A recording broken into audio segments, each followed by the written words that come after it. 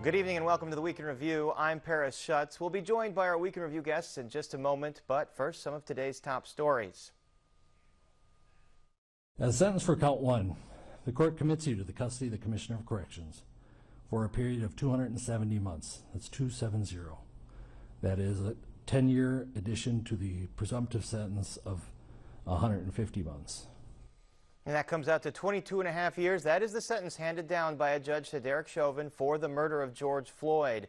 The decision came after statements from George Floyd's family, as well as Chauvin and his mother. Prosecutors had been seeking a 30-year sentence, while defense attorneys sought probation and time served. Minnesota's Attorney General Keith Ellison called this a moment for systemic change. And after weeks of debate, contention, and aborted city council meetings, Lakeshore Drive will officially get a new name. Alder people voted by a 33-15 margin to officially change the name to Jean-Baptiste Point du Sable Lakeshore Drive, after Chicago's first permanent settler. Today's compromise result came after Wednesday's city council meeting devolved into bickering and then abruptly ended before it could be voted on. Opponents like Brian Hopkins offered up another compromise proposal today that would have named Millennium Park after DuSable. Mayor Lightfoot expressed support for the compromise, but said the issue has been a distraction from what she says are more important issues. I'm glad that we've moved beyond this moment, but I think it's a point of reflection for us to think about what's actually important. What do our residents want? What are their pain points? What should we be focused on to make sure that we're making their lives that much better? And we'll have much more on today's vote in just a bit.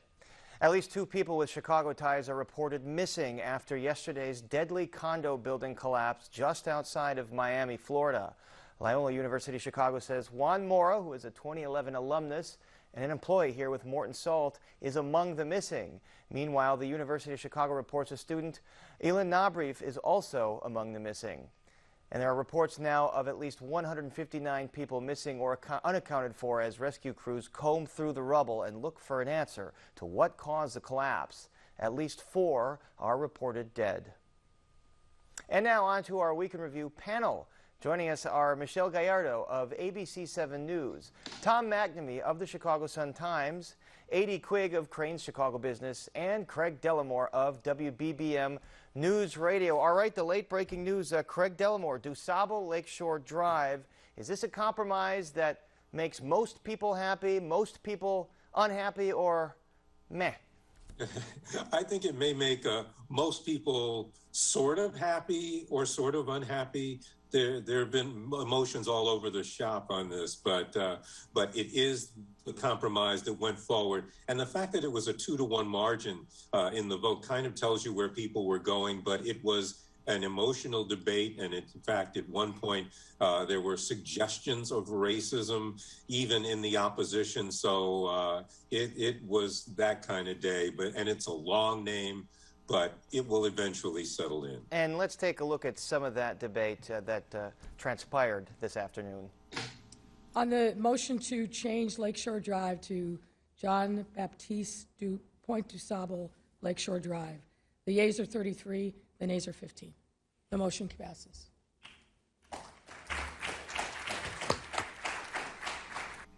It seemed like even a mouthful there for the mayor. Michelle Gallardo, do you think Chicagoans will take to calling this DuSable Lakeshore Drive, or will it just remain Lakeshore Drive? I think at least for the foreseeable future, it's probably going to remain Lakeshore Drive. I mean, we can almost compare it to when Marshall Fields changed and became Macy's. Many people continued calling it Marshall Fields for years. And I honestly think that's going to be the case here, especially because it is a mouthful. Even the mayor had a hard time getting through it. And it's just going to be very confusing, which of course is one of the things that was spoken in opposition to this, especially for the residents and the business owners who have names that basically include Lakeshore Drive in their name. Tom McNamee, you wrote a book about Chicago street names. Do you believe this is the best way to honor DuSable and Chicago's African-American history versus some of the alternatives that were floated here, DuSable Riverwalk, changing Millennium Park, and finishing DuSable Park on the lakefront? Well, yeah, and also maybe just rename it an expressway You could easily rename Edens, you know, that was named being the guy who wrote the book. Edens was a guy who actually designed the expressway, but he never actually had a driver's license or drove a car. And I always thought, call it DuSable, Edens the expressway, DuSable. But to your first question, Paris, about will people call it DuSable? I think it's going to be a litmus test of your politics to some extent. Some people will resent calling it DuSable, and others will embrace it. But it'll also be generational. And I always think about my own father, who grew up in Chicago back in the 1920s and 30s and 40s, and he always called Pulaski Avenue Crawford, because when he was growing up, it was Crawford. And I think to the day he died, it was always Crawford. I thought that was pretty sad. And then I moved up to Skokie, where it's still Crawford. They don't call it Pulaski. But in my mind, even up in Skokie, it's Pulaski. And my kids call it Crawford. So it's a generational thing. I don't think people should make too much of this. I think it's great that we're honoring the contributions of African Americans, and I think Lori Lightfoot's right. Let's move on. And as Michelle said, sometimes it takes years for new names to catch on. I do remember calling it the Fields Windows, or going to see Santa at Marshall Fields for many, many years after it became Macy's. A.D. Quigg, tell us why this compromise and how this compromise came about. Oh gosh, well, it's been months and months of debate, a lot of pushing by a coalition group who have said, we need to honor this man in a major way. We need to honor him in a way. We need to use this most iconic road, as opposed to Millennium Park or anything else, to properly honor Chicago's Black history. So it has been close to 2 years of debate. Things fell apart on Wednesday at City Council when the meeting got abruptly called off because of this fight over Celia Messa's appointment to run the law department. And the mayor and Alderman David Moore, who was the key sponsor of this, kind of came together, and the mayor proposed this mouthful of a name as a kind of middle ground to placate the folks that really wanted Lakeshore Drive to stay in some way. It wasn't until the coalition that had been pushing for this name change agreed to it that this really came together, and we had this kind of détente, I guess is the best way to put it, when we got to council today, when, debate was a lot shorter. It was still pretty charged, but ultimately it passed, and people seemed happy enough with the change. Détente is a good word, because there was a stare down, and it seemed like if the mayor vetoed the original proposal, it did not have the votes to override the veto, but the mayor certainly did not have the votes for her alternate proposal. So this was the result. Craig Dellamore, a lot of other business happened today in this impromptu city council meeting, including the mayor's first legislative defeat and an ordinance to ban liquor sales at midnight. Tell us about those things. Well, I can tell you the ban on liquor sales after midnight, that one held, in almost all of the mayor's business measures were passed. One didn't go, and that was the one that would basically take the aldermanic approval out of routine signs being put up in the neighborhoods. Right now, every sign has to be voted on by the city council, and businesses were saying this takes months, and some of us go out of business before we get the signs telling people we're in business. And so they wanted that change, but some of the aldermen, including Riley, the downtown alderman, and Hopkins, argued that they still need to preserve the power of being able to say yes or no. And it's an aldermanic prerogative, but they said it's really about being able to represent their people. Mayor Lightfoot, that was eventually, after much debate, pulled out of the business package and set aside by itself. And that will have to go another time, but all of the rest of it went through. Of course, aldermen and signs, I think that is part of the 14-count indictment against Alderman Ed Burke. Michelle Gallardo, as A.D. Quigg says, Wednesday's city council meeting devolved into chaos. It abruptly ended before much could be voted on. The phrase council wars has been tossed around, I think, since the beginning of Lightfoot's term, and reporters and all of us observers have been waiting to see when the wheels come off and she loses control of city council. Do you think that this is that moment now, if that even happens? I think this is one of those things that we will know if this was the moment probably months from now as things continue to evolve. Certainly, times have changed from when a mayor had a rubber stamp city council that basically just went along with everything that he or she said. So we are in a very different world. The aldermen feel much more empowered to stand up for what they feel is right. And we will have to see, I guess. I mean, I really am not sure that we are back at a point of council wars, but I do also think that this is something that we will know down the road, months from now, if this was that turning point. Certainly no aldermen jumping up on their desk, but one of the things they feel empowered to confront the mayor on, Tom McNamee, is whether or not she's following the rules of order. There are several aldermen signed a letter, including Alderman Ed Burke, saying she's not following the rules of order and she has to, or else face consequences. Is she following the rules of order? Are there any consequences for not following? I mean, they usually go with Robert's rules of order. Yeah, I'm not being sarcastic. If Eddie Burke says she's not following the rules, that's a pretty good chance she's not following the rules. Well, that's true. Whatever one might say about Alderman Burke, he is the guy who knows the rules, and I suspect that is true. What I find is just most interesting is just this great division between the mayor and the city council. And you know, to Michelle's point, there was a day going back to the council wars when we had this before, but that was really a racial issue. That was about a whole bunch of white folks not liking having a black mayor. What I see here is really three things. One is we have a mayor who does have sort of a thin skin, and she's quick to criticize publicly people with whom she disagrees or who criticize her.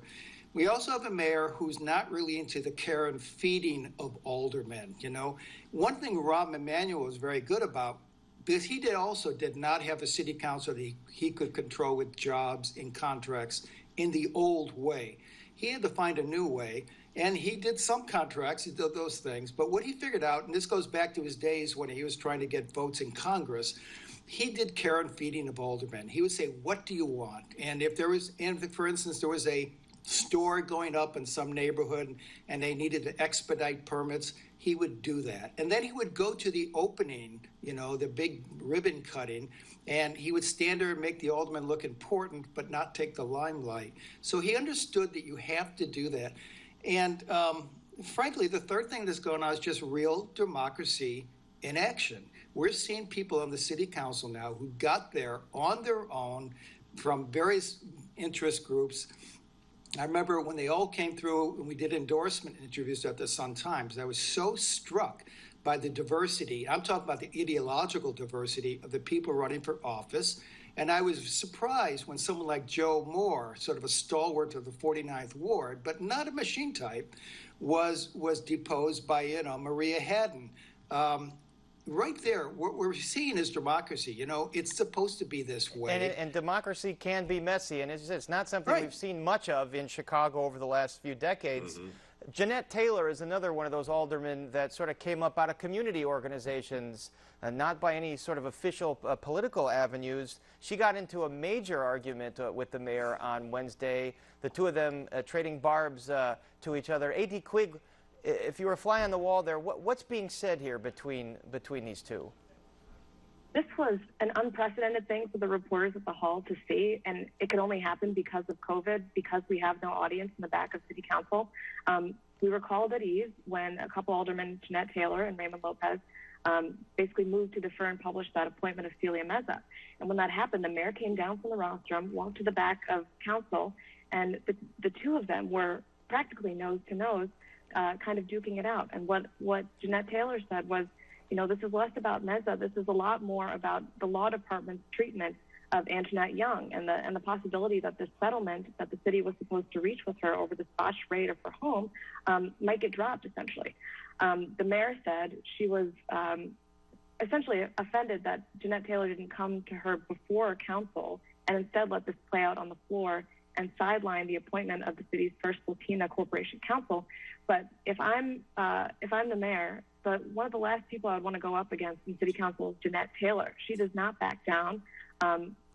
She likes to fight, and she will not walk away from a fight. Neither will the mayor. So seeing them kind of go nose to nose, toe to toe like this, they're like the least back-downable folks I could imagine getting into an argument like this. that. True. It was a combustible situation, and we've interviewed Alderman Taylor before, who represents part of Englewood, and she doesn't mince words when she talks about these things. Craig Dellamore, this week also offered one of the deadliest days of violence. Mayor Lightfoot says homicides and shootings are on a downward trend, but let's hear what an alderman, Carlos Ramirez-Rosa, who disagreed, said on our show. Take a look. If you look at where we were in January to where we are now, we're also seeing a downward trajectory in both homicides and shootings. Do you agree, downward trend in homicides and shootings? You know, the data that I've seen shows that violence is actually higher than it was in previous years.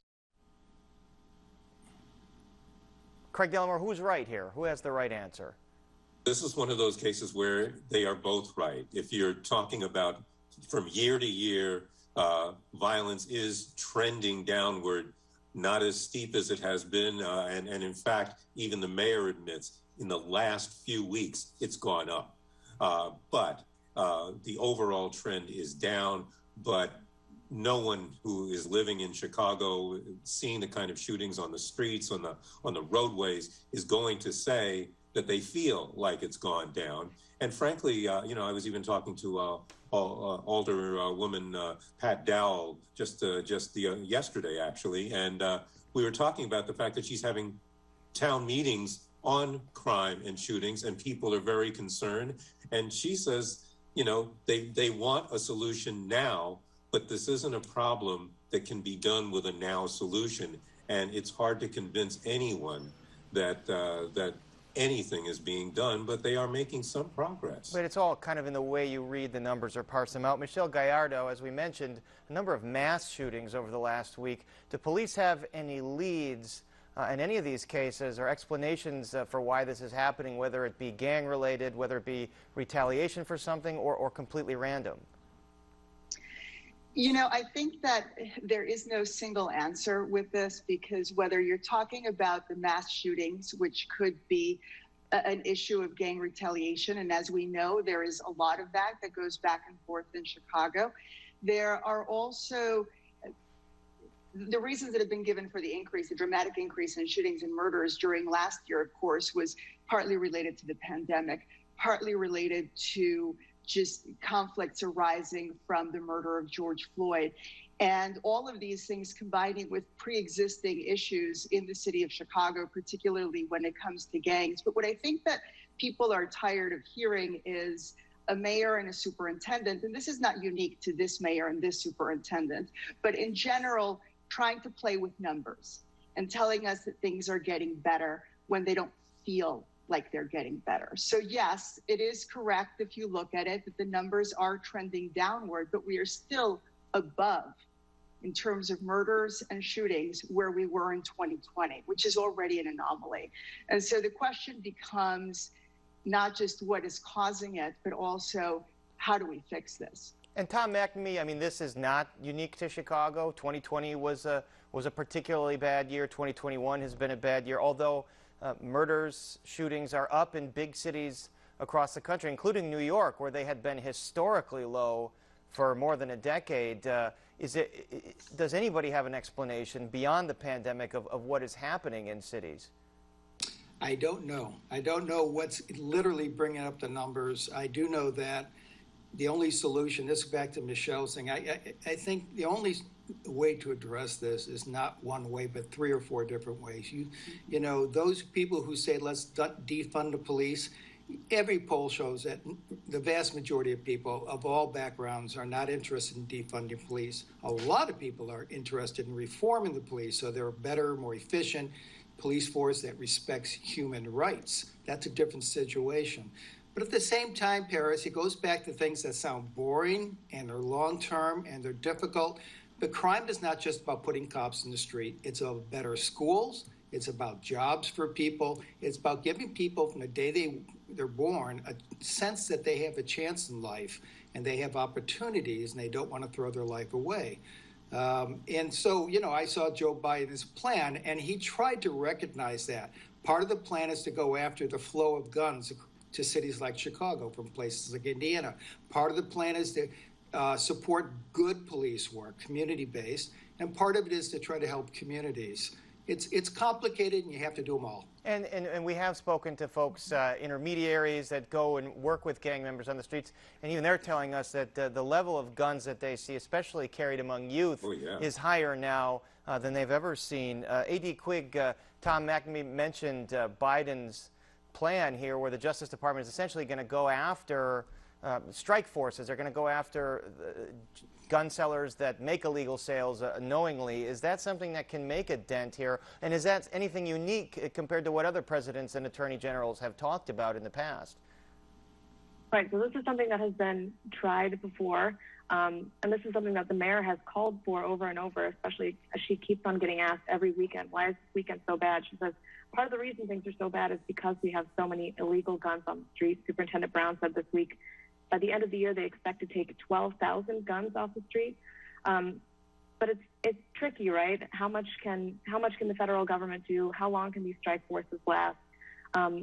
Trafficking strike forces will not only be here; they'll be in other big cities, like we said, experiencing high crime: New York, D.C., L.A., San Francisco. But back to Tom's point, there's a repeated call for community policing, which Superintendent Brown says the department is working on.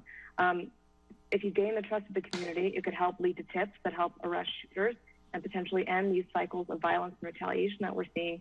But I don't know if it'll work. I hope it'll work. But we've seen strike forces like this even in the Trump administration, right. And eventually they do end. And I do remember then Attorney General Bill Barr coming here saying that it had worked a little prematurely as numbers had started to go back up. Yeah, Craig Delmore, you wanted to jump in here.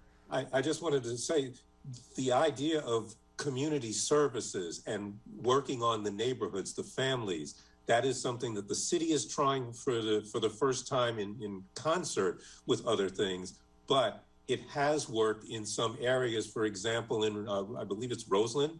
That's right. Roseland actually had a decrease in shootings and other violent crime after they basically flooded the zone with people who can help get people jobs, can have counseling for families. It was a multi-pronged effort, and it seemed to be showing promise. The city's trying to widen that effort. They're trying to get more foundation money, and we'll have to see at the end of this year whether those additional areas also see drops. Now, if you listen to the head of the FOP, a big problem here is cops are quitting. The deck is stacked against them. That canceling days off and enforcing overtime is just making cops beleaguered. Michelle Gallardo, are you seeing that where cops are just leaving in droves?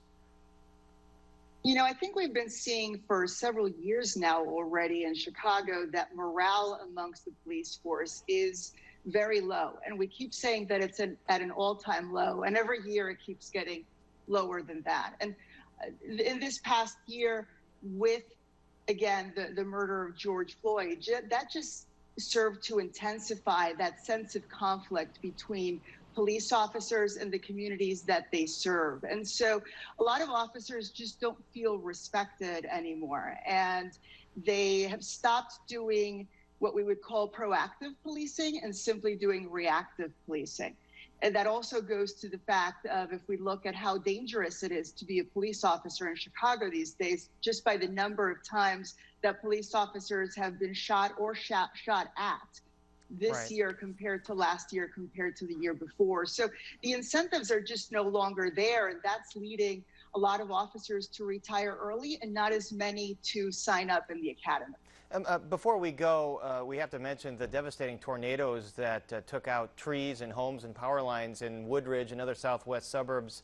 Michelle Gallardo, you were out there this week. Give us a sense of the devastation you saw. I was out there, and, you know, Paris, I was commenting about this earlier in the week. As many times as I have done this, in fact, my first day at Channel 7 was the day after the Utica tornado in 2004. And since then, I have covered multiple natural disasters, and it doesn't get any less shocking. I think in this case, what is different, even though it's a myth, but what is different is that people do believe that tornadoes can't happen or won't happen in densely populated areas, that you have to be in a highly rural community like Utica was, like Washington is. But of course, that is not true.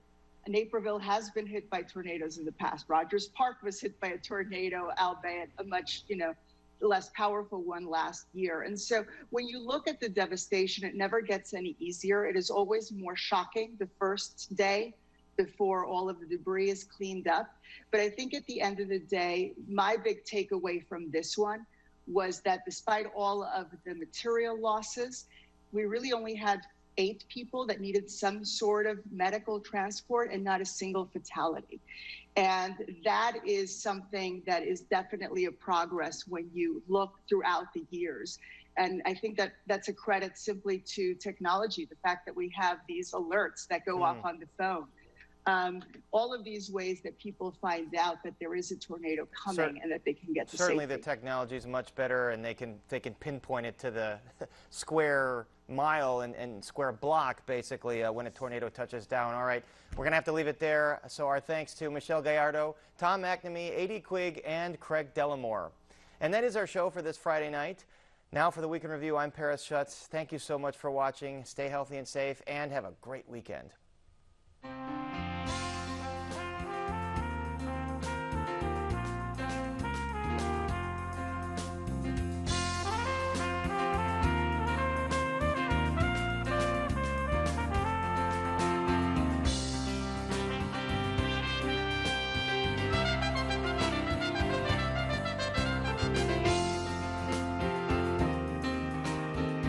Closed captioning is made possible by Robert